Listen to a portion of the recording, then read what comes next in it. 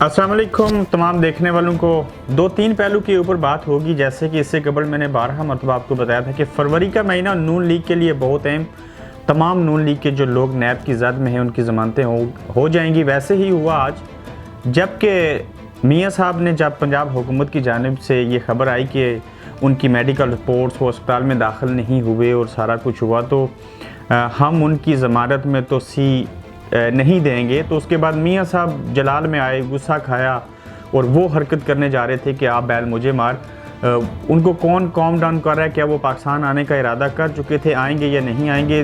तीसरी बात ये होगी कि मरियम नवाज़ जो हैं उनके लिए ये बीमारी वहम बन गई, बहाना बन गया, मंसूबा बन गया, या मियाँ साहब बीमार हैं और मरियम कब लंदन आ रही हैं।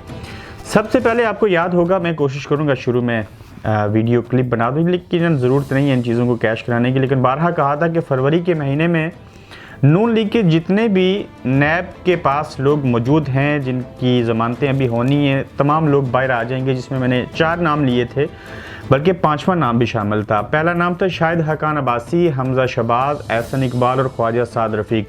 आज शाहिद हकान अब्बासी और एहसन इकबाल रिलीज़ हो गए और यकीनन अगले चंद दिनों में हमजा शहबाज और ख्वाजा साद रफ़ीक भी रिलीज़ हो जाएंगे। ये जितनी सारी कहानियाँ हो रही हैं, मेरे ख़्याल से ये आप इस बात को भी समझते होंगे, जो पावर कॉरिडोर के राब्ते हैं, मैंने आपको बताया था कि वो नून लीग के साथ बहाल हो चुके हुए हैं और वो सारी चीज़ें करेंगे। और फिर से कहता हूँ कि ख्वाजा साद रफ़ीक और हमजा शहबाज भी जो हैं वो बहाल हो जाएंगे। और आज जब फैसला दिया अदालत ने, तो उसमें उन्होंने नैब के इदारे के एक शख्स को कहा, सरबराह को, कि ये आप लोग ऐसे क्यों करते हैं जब आपके पास सबूत नहीं होते, बाकी चीज़ें तो इन लोगों को पकड़ते हैं और फिर आप उसका दिफा नहीं कर सकते। मैंने कहा था आपको कि ये जितने भी लोग जो हैं वो पकड़े जा रहे हैं, उसका जो ज़िम्मेदार है वो मौजूदा हुकूमत यानी कि खान साहब को ठहराया जा रहा है, जबकि ऐसा है नहीं है। उनकी ख्वाहिश ज़रूर है, लेकिन उस तरह से एहतसाब हो नहीं सकता।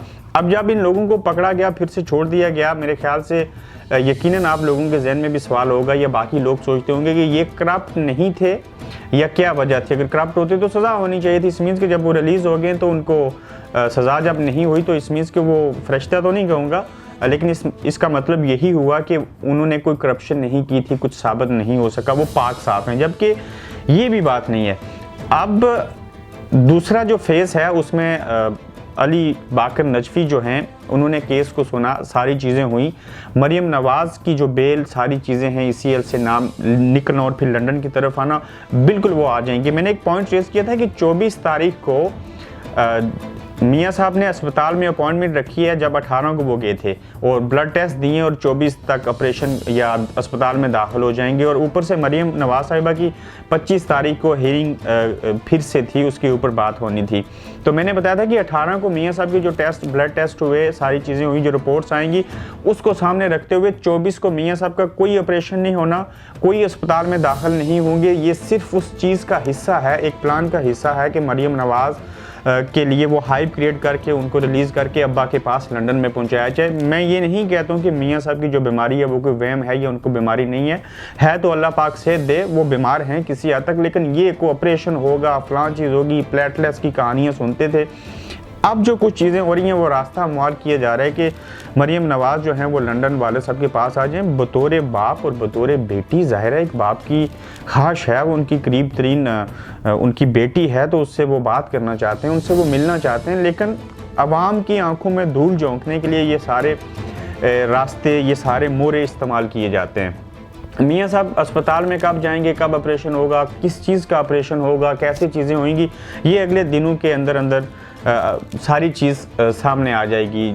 आज जब पंजाब हुकूमत ने ये कहा, उसके ऊपर प्रेस कॉन्फ्रेंस की वज़ीर कानून पंजाब राजा बशारत ने, मेरे ख्याल से डॉक्टर यास्मीन राशिद साहिबा ने भी उसके ऊपर बात की और उन्होंने ये फ़ैसला लिया कि मियाँ साहब बीमार थे तो लंदन के किसी अस्पताल में दाखिल होते, वो घर में ही रहे, शकूक व शुबात उनको नज़र आते हैं। तो इन चीज़ों को सामने रखते हुए हम मियाँ साहब की जो ज़मानत की इस्तदा की गई थी उसको बढ़ाने की बात हुई थी, उसको आगे बढ़ाने की बात नहीं करेंगे। जबकि माजी में इन्हीं ही लोगों ने, इसी हुकूमत ने, नेशनल गवर्नमेंट ने और पंजाब हुकूमत ने फैसला किया था कि मियाँ साहब को बाहर जाना चाहिए और इन्होंने भी इजाज़त दी थी। जबकि मेन जो फैसला था वो अदालतों ने कहा था कि ऐसे करना चाहिए, इनको जाना चाहिए, जिसमें नैब भी शामिल है, जिसमें अपने दूसरी अदालतें भी शामिल हैं।